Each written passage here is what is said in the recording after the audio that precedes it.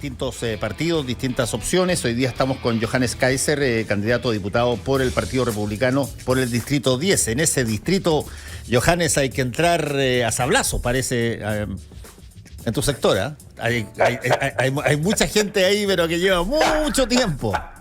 Hola Fernando, muchas gracias por la invitación. Eso es correcto. Es probablemente uno de los distritos más peleados de Chile. Muy peleado, sí.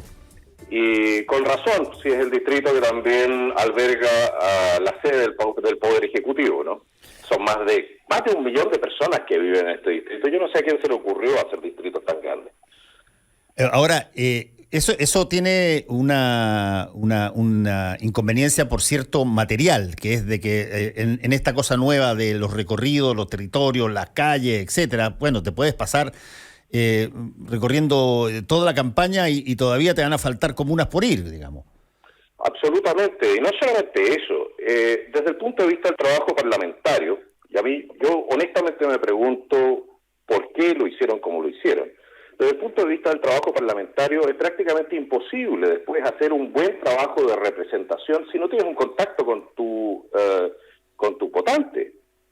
O sea, el contacto personal se pierde completamente. Si ya era complejo cuando uno representaba en tiempos pretéritos 200, 300.000 personas con distritos más pequeños, hoy en día con 700, 800.000 votantes, y estamos hablando solamente de los votantes, imagínate el caos que es eso. Sí. Ahora, mira, de lo que estábamos conversando recién, el que, por ejemplo, se valore esta votación que se hizo en la Araucanía para ver si es que la gente quería o no quería el estado de excepción, teniendo en cuenta, Johannes, que hay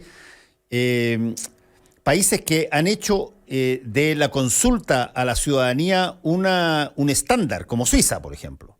Pero ojo Fernando, sí. Porque en Chile muchos hablan de Suiza y pocos hablan de los estándares que establece Suiza para su plebiscito. Sí, yo te lo digo, no, sin despreciar los estándares, todo lo contrario, tú puedes generar estándares. Y el punto es si es que te parece, por ejemplo, a ti, sobre todo en distritos tan grandes, que pueda darse en términos, si tú quieres, racionales, preguntas directas que sean vinculantes y que la ciudadanía las determine, con todos los estándares que tengan que tener. En principio, ningún demócrata puede estar en contra de eso, porque al final el soberano en Chile es el pueblo de Chile. Sí. Pero aquí viene el cómo. Una pregunta determinada tiene que ser trabajada por la gente tiene que dominar el tema. Y eso implica, por ejemplo, en Suiza, que antes de un plebiscito hay 6 meses de discusión. Se le despacha a cada votante un pequeño librito con las explicaciones de las distintas formaciones políticas de por qué deberían votar sí o no a una iniciativa determinada. Eso no es tan sencillo. No, está bien, pero no veo nada que impida que uno pueda tratar de hacer lo mismo, digamos, aprenderlo. No veo ninguna razón por la cual no debiésemos posiblemente avanzar en esa dirección, más allá necesariamente de la necesidad de entregar una mejor formación cívica y de entregar mejor información a la población, porque muchas veces uno se encuentra con la gente o con personas que viven en la Narnia económica o política, es decir, que tienen una visión muy recortada de lo que son los verdaderos problemas sociales, económicos y políticos que afectan a nuestro país. Y eso lleva a que uno tome decisiones políticas que no son correctas. Hay problemas de información. Yo creo que si ese problema de información se corrigiese, tendríamos también una mejor representación a nivel parlamentario, o en el sistema de representación democrática como lo tenemos en este momento. Johannes, si te puedes alejar un poquitito el micrófono para que no se está saturando un poco, pero es echarte milímetros para atrás nomás. Johannes, una pregunta, me mandaste una descripción tuya que la encuentro fantástica, la voy a leer. Johannes Kaiser, youtuber político con más de 100.000 suscritos, periodista libre y patiperro, vivió 20 años en Europa, y esta es la parte que te voy a preguntar ahora. Políticamente incorrecto, nacional y libertario. Correcto. Libertario, o sea, tú tienes una base de de desconfianza profunda por instituciones, digamos. Yo creo que el Estado es una organización creada por seres humanos, para seres humanos, y como todas las instituciones y los seres humanos, tiene debilidades y tiene fortalezas. Ahora, los estados en general han sido, por lo menos en el siglo XX, probablemente uno de los peligros más grandes que ha enfrentado la humanidad. Un estado en manos de personas descriteriadas, en manos de personas sin escrúpulos, le puede hacer un tremendo daño a su propia población o a la población de otros países. Lo vimos con todos los totalitarismos y lo estamos viendo todavía hasta el día de hoy. En Latinoamérica casos tenemos como Venezuela, como Cuba, ahora Nicaragua, en que efectivamente el aparato del Estado se transforma en una mafia al servicio de unos pocos, que se eternizan en el poder y que tratan a su población de manera, por decirlo menos, poco digna. Sí, ahora, tú diste solamente ejemplos de un lado del espectro, digamos.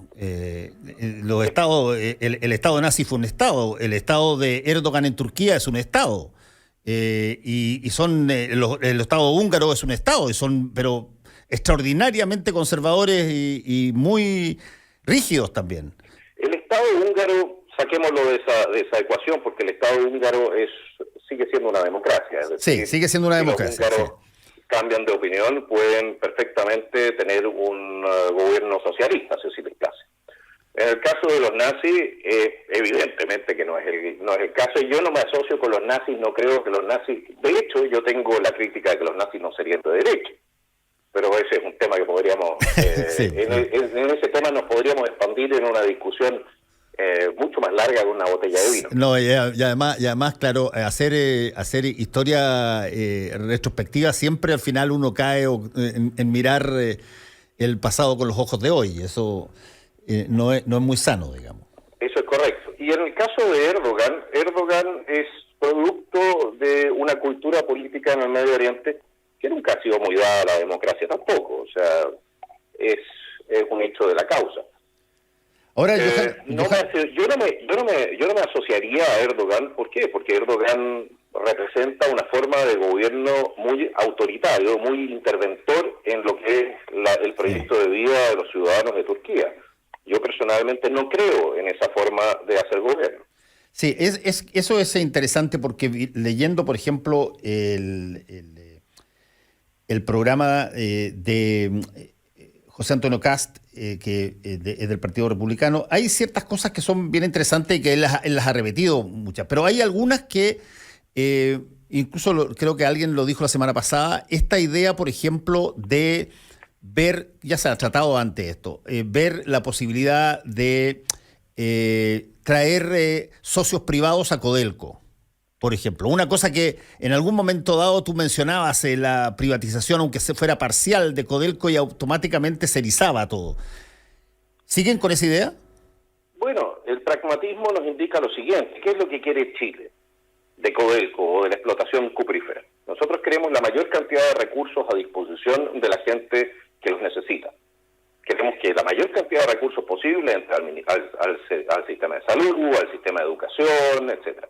Si la gestión del Estado es ineficiente, y ha sido a tal punto ineficiente, acordémonos del Davilazo, cuando perdimos ahí, ¿cuánto? ¿10.000 millones de dólares hace unos 15 años atrás? O los contratos a futuro que hizo a Codelco, que nos costaron otros 20.000 millones de dólares. La verdad es que cuando miramos la gestión del Estado, de lo que ha sido Codelco, no ha sido necesariamente algo que bruto, que bueno, ¿no?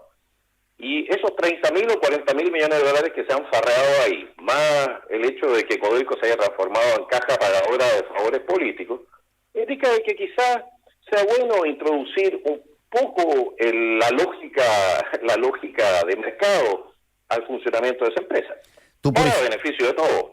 ¿Tú estarías, por ejemplo, dispuesto en este caso particular a hacer un plebiscito y preguntárselo a la ciudadanía?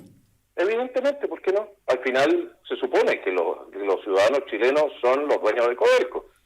El problema es que las lucas no están llegando a los ciudadanos chilenos, están llegando a representantes políticos, miembros de sindicatos, están llegando a los amigotes con los cuales se hicieron los contratos truchos por el cobre, está llegando a muchos lados, pero está llegando muy poco del producto de esa empresa a la gente que supuestamente es su dueño. Ya, pero tú sabes, Johannes, que eso que estás diciendo es hasta cierto punto de vista una caricatura. El porcentaje de recursos que Codelco le entrega al Estado chileno es, pero infinitamente mayor que todos incluso todos los dislates que tú mencionaste en la historia.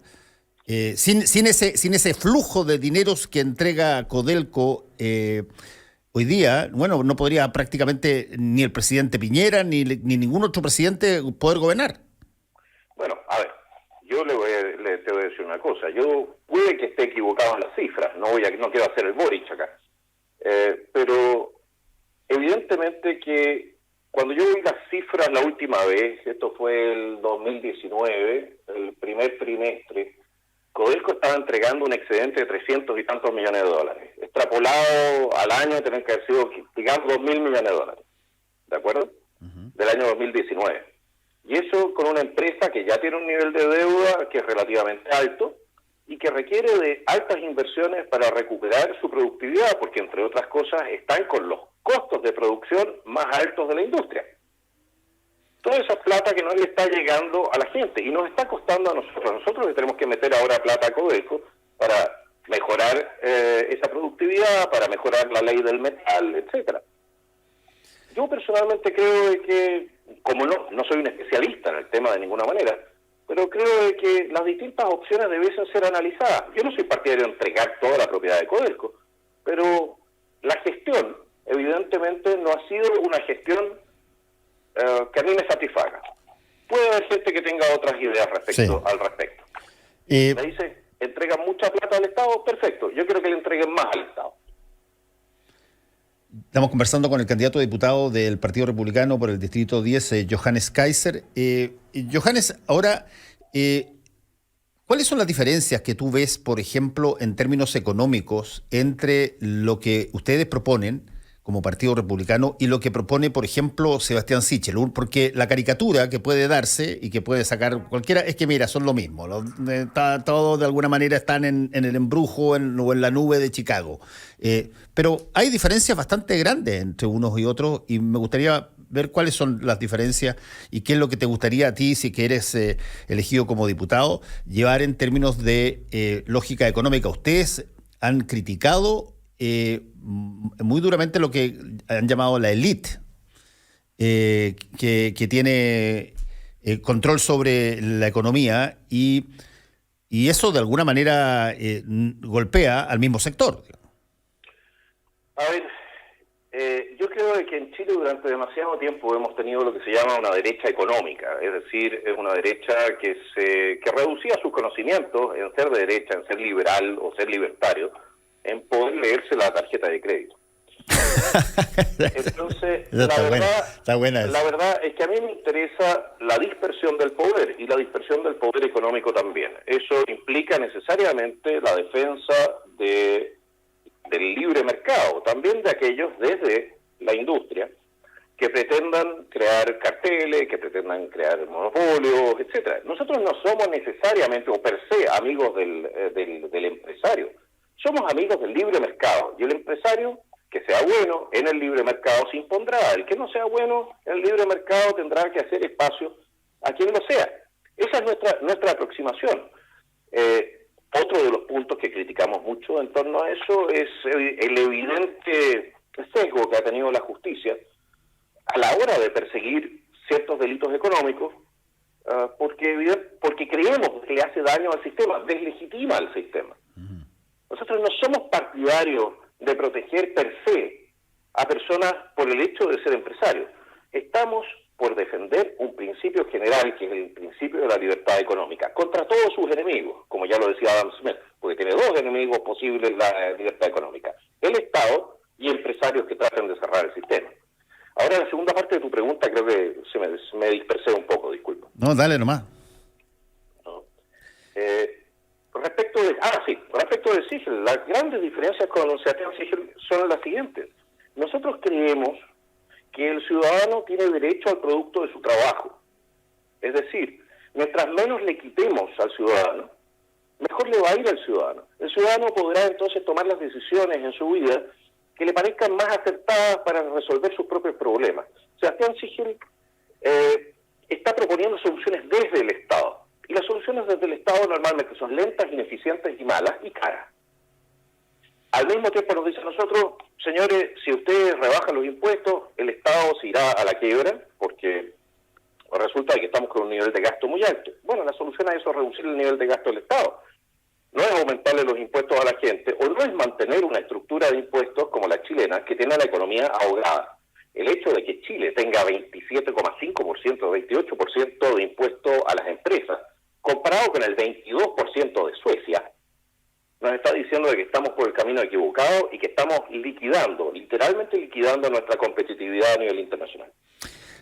Estamos conversando con Johannes Kaiser, candidato a diputado por el Distrito 10, por el Partido Republicano. Dime una cosa, Johannes, en el ámbito de los distritos propiamente tales y de las comunas que abarcan y de todas las cosas, ¿qué cosas se puede generar como proyecto de ley o te gustaría a ti generar como proyecto de ley, entendiendo que un diputado, si es que la idea brillante que tenga implica gasto público, no la puede presentar? Salvo que la Convención Constitucional cambie esa matriz y efectivamente les dé derecho a los parlamentarios elegidos por la gente a poder presentar proyectos de ley que impliquen gasto público. A ver, cualquiera que sepa cómo funciona una casa sabe perfectamente que no puede ser cualquier niño o cualquier persona la que determina qué es lo que se hace con el presupuesto, sobre todo porque no es necesariamente la persona que se está ganando las lucas o la persona a la cual le están entrando las lucas. El hecho de que en Chile los parlamentarios propongan leyes que tienen costo financiero es racional en el marco de lo que es después una discusión de presupuesto, ¿no? Pero no puedes desordenar completamente el sistema estatal de gasto o de inversión de la mano de iniciativas que siempre van a ser, o sea, pueden ser muy buenas, pero hay otras que pueden ser muy populistas y que pueden terminar dañando al general de la población. Yo creo que un poco de orden en esa materia no puede dañar. ¿Y cuál es las posibilidades de que ese orden sea un poco flexible, más que sea rígido como hoy? Bueno, yo creo que dentro del Congreso siempre existen las posibilidades de negociación y también con el Ejecutivo, si no nos equivoquemos. Ahí no hay para qué verse las cartas entre gitanos. Los parlamentarios están permanentemente negociando con el gobierno por esta ley o por esta iniciativa o por esta glosa o lo que sea. Entonces, si uno tiene una muy buena idea, por lo demás yo espero de que exista la voluntad patriótica de implementarla, más allá de lo que sea en un momento determinado un interés político pequeño. Lo que pasa es que nosotros nos hemos alejado un poco de ese pragmatismo que nos hizo exitosos, pero que también de alguna manera perdió el relato, perdió el enganche con la población. No fueron muchas veces capaces de traducir esa amistad cívica que hubo durante un tiempo en el Congreso con el gobierno en un sistema que se sostuviese en el mediano o largo plazo, entre otras cosas, porque por supuesto la amistad cívica no puede significar lo que significó en Chile, que no pegarle al adversario político cuando realmente está haciendo alguna lecera, o transformar a la gente de amigos cívicos en cómplices. Ese es el riesgo que se corrió y lamentablemente la evolución que yo creo que tuvimos. Respecto de lo que son las iniciativas, nuevamente, las iniciativas parlamentarias o una buena idea de un congresista que implique gasto puede ser aprobada, puede ser presentada en el Congreso, se puede presentar al gobierno en una especie de transaca. Siempre hay una posibilidad. Ahora, dime una cosa, Johannes, tú que te has declarado libertario, ¿te parece a ti que sea necesario cambiar el sistema político presidencial que nosotros tenemos? No, de ninguna manera. Si hay una institución... A ver, naturalmente que el sistema presidencial adolece de la falencia de que si uno tiene un mal presidente, como lo hemos tenido, entonces el daño puede ser muy grande. Pero el sistema parlamentario, y veamos cuál, veamos a nuestro Congreso, por el amor de Dios, también depende de tener buenos elementos en el Congreso. En Chile no existe una cultura parlamentaria, lo que tenemos es una historia parlamentaria, y cuando tuvimos un sistema parlamentario en Chile, fue un desastre, fue un absoluto desastre. Entonces, Sí. ¿por qué no aprender de la experiencia propia en esa materia? Y sí, y eso que está de alguna manera corriendo la posibilidad que en algún momento dado presentó incluso el presidente de Renovación Nacional, Carlos Larraín, junto con Ignacio Walker de la Democracia Cristiana, del sistema semipresidencial, que no es el fin del presidencialismo para nada, pero sí te provoca, tienes de alguna manera un fusible entre medio que este suerte de jefe de gabinete o primer ministro, digamos. Yo tengo la impresión de que estos experimentos se dan en Chile de manera sistemática a lo largo de nuestra historia. Estamos permanentemente mirando o a Inglaterra con el parlamentarismo, o a Francia con el semipresidencialismo, bueno. Pero al final eso solamente distrae de un punto central, que es que ningún sistema funciona bien si lo equipas con personal equivocado. Ninguno. Ya, pero el personal equivocado, acuérdate que por lo menos en el ámbito del Congreso, lo decide la gente, digamos. Es correcto, y es por eso que tenemos que, evidentemente, también hacer una pega para llevar a mejor gente al Congreso. O sea, al final, y evidentemente que tenemos que hacer la pega también de recuperar la educación cívica en nuestro país. Y la educación cívica es muy débil en este momento. Tú y yo tuvimos todavía educación cívica. Nosotros sabemos cuáles son las estructuras de la República, nos lo enseñaron.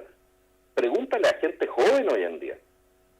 Ya, pero convendrás conmigo, Johannes, que el crimen en contra de la educación cívica se dio, en primer lugar, cuando se consideró que los políticos no servían para nada, porque ni siquiera pues, estaba cerrado el Congreso. Nunca más hubo, y después en adelante parece que tampoco, cuando volvió la democracia, hubo mucho interés en recuperar la educación cívica. No, la educación cívica continuó, mi estimado Fernando, hasta bien entrado los 2000. Fueron los gobiernos democráticos los que eliminaron la educación cívica en los colegios. No lo olvidemos. Pero espérate, lo eliminaron como una materia obligatoria. Como materia obligatoria, claro, pero la educación cívica como materia incluso optativa prácticamente era inexistente. No, yo la tuve. ¿Cómo, perdón? Yo tuve educación cívica en el colegio durante el gobierno militar y después todavía.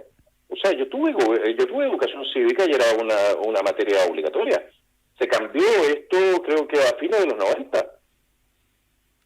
Lo que se cambió fue la obligatoriedad.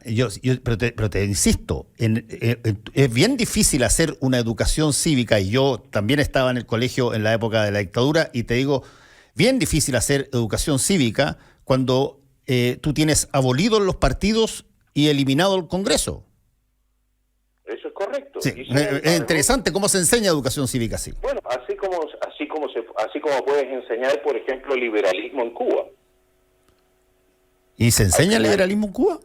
No, supongo que el gobierno cubano no está muy interesado en enseñar liberalismo, pero existió la educación cívica en Chile y se enseñaba, entre otras cosas, la separación de poderes, se enseñaba cuál era el origen de la soberanía, se enseñaba, eso existía.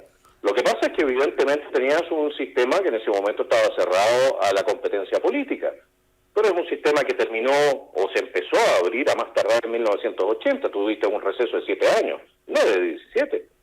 No, yo estoy de acuerdo estoy de acuerdo contigo en que yo creo que ha habido poco énfasis en hacer pedagogía política por parte del Estado. Eso, y de los gobiernos, para ponerlo más específicamente. O porque no se ha querido, o porque básicamente estaba la inercia de que básicamente uno seguía las líneas partidarias de por aquí y por allá, pero ese tipo de pedagogía, entender el que tú pudieras contestar cómo funciona, así que te preguntaran en cualquier concurso en televisión o en la radio, a ver, explícame cómo funciona el Congreso, la gran mayoría de la gente pudiera decir cómo funciona. Correcto, y por eso se han generado también expectativas muy difíciles de cumplir por los actores. porque entre otras cosas los mismos actores políticos generan expectativas incumplibles respecto de lo que pueden hacer en sus cargos. Y la gente no descubre la mentira porque no saben cuáles son los límites al poder que tiene cada cargo. Después viene la decepción, y a mí personalmente te voy a decir una cosa, hoy en día yo voy a la feria y todo el tema, a mí me da vergüenza decir que soy candidato a diputado. ¿Te da vergüenza por la imagen que tiene el Parlamento, dices tú? Pero evidentemente. Bueno, pero eso no es una cosa, llamémosla así, de tan reciente data. Los parlamentos en general, en muchas partes, tienen luces y sombras. Sobre todo porque tienen una cosa extraordinariamente potente y que es visibilidad. Están bajo el haz de luz todo el día, los ves en todas partes, y no solamente en Chile, en otras partes también. Y por lo tanto, lo que ocurre está muy asociado a la gestión que se haga en términos políticos. Y para qué estamos con cosas, Johannes, no sé si vamos a estar de acuerdo en esto o no, pero también es súper interesante tener a alguien a quien echarle la culpa de todo lo que pasa y así liberarse de la propia responsabilidad.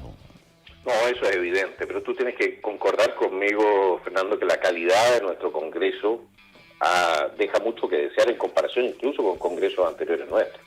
Si tú te acuerdas cuando retornó, o cuando se produce el traspaso del poder a la democracia, el primer Congreso contaba con gente como Gabriel Valdés, contaba con personas como Sergio Noflejarpa, o sea, gente que tenía un peso específico, también intelectual, muy distinto al que tú encuentras en general hoy en día.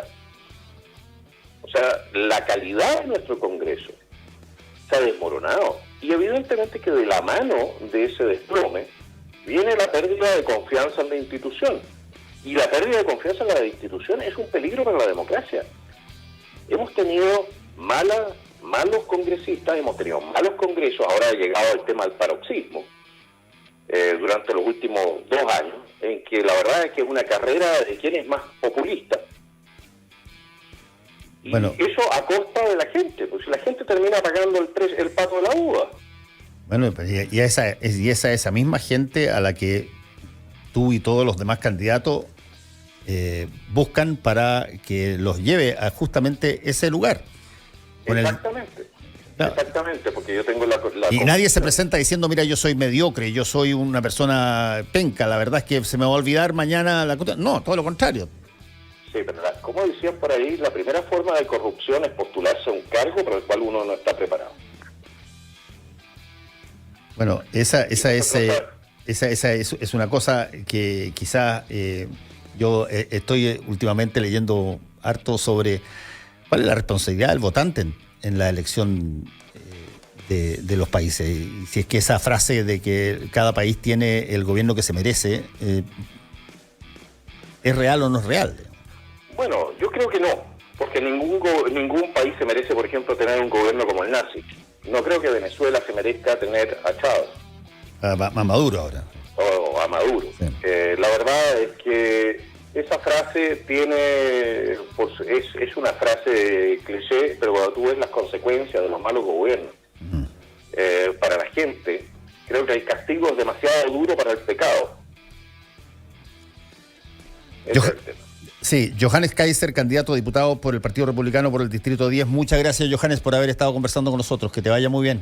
Muchísimas gracias por la invitación, Fernando, y que tengas un maravilloso día. Y muchos saludos a los auditores. Chao, que te vaya bien. Y a todos ustedes tengan buen día. Nos encontramos mañana. A todos ustedes que han venido, todos ustedes abandonaron su zona de confort. Muchas gracias por eso.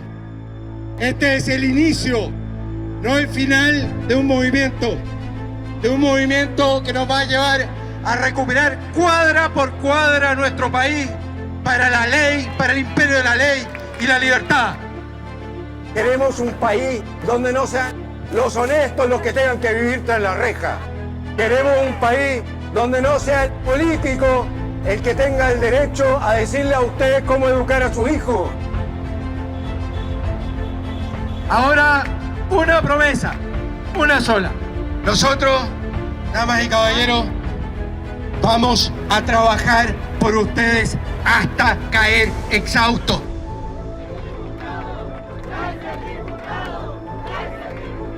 Vamos a terminar el toque de queda impuesto por los narcotraficantes en las poblaciones.